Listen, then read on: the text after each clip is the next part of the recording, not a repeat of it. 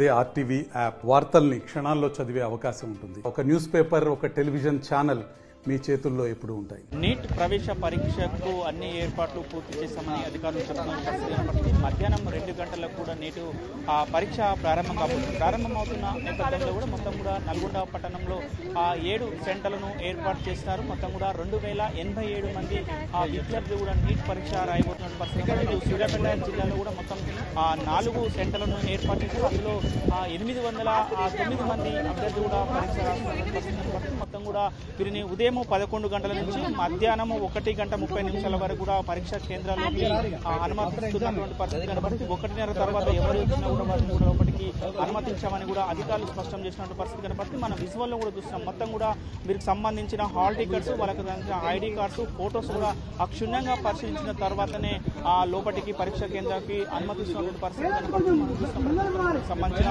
Police department officers కానీ అదేవిధంగా ఎవరైతే ఎగ్జామ్ కి సంబంధించిన ఆఫీసర్స్ మొత్తం కూడా క్షుణ్ణంగా పరిశీలించి లోపలికి పంపిస్తున్న పరిస్థితి కనబడుతుంది. ముఖ్యంగా కూడా లోపలికి ఎలక్ట్రానిక్ వస్తువులు కూడా ఏవి కూడా లోపలికి అనుమతించేది లేదని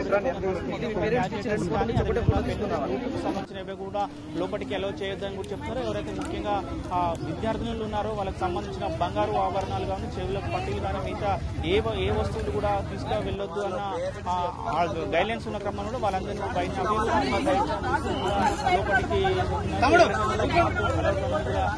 చెప్తున్నటువంటి పరిస్థితి కనపడుతుంది. మంచిన ఎవరైతే అధికారులు ఉన్నారో అధికారులు కూడా ఇప్పటికి లోపల కూడా అన్ని ఏర్పాట్లు చేసిన పరిస్థితి. మొత్తం కూడా అక్కడ చూస్తున్నాం. మొత్తం కూడా లేడీస్ కి సపరేట్ చెక్ చేసిన తర్వాత కూడా వాళ్ళందరినీ కూడా పరీక్షా కేంద్రాలకు పంపిస్తున్నారు. మనం చూస్తున్నాం నాగార్జున గవర్నమెంట్ కాలేజీలకు సంబంధించిన సెంటర్ కూడా వీళ్ళందరూ కూడా వెళ్తున్న పరిస్థితి.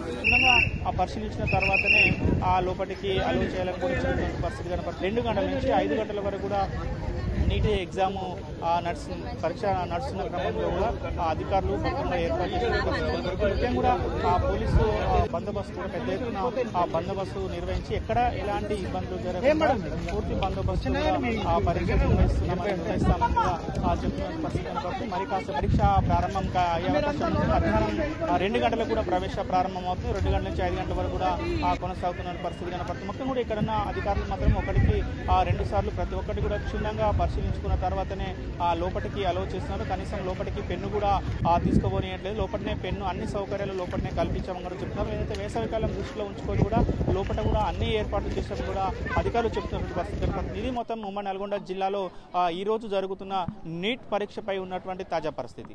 వీడియో జర్నలిస్ట్ కృష్ణతో అచ్యుత్, ఆర్టీవీ నల్గొండ. మరిన్ని వీడియోస్ కోసం ఛానల్ ని సబ్స్క్రైబ్ చేయండి. లేటెస్ట్ అప్డేట్స్ కోసం వాట్సాప్ ఛానల్ ని ఫాలో చేయండి. అండ్ లింక్ డిస్క్రిప్షన్ లో ఉంది.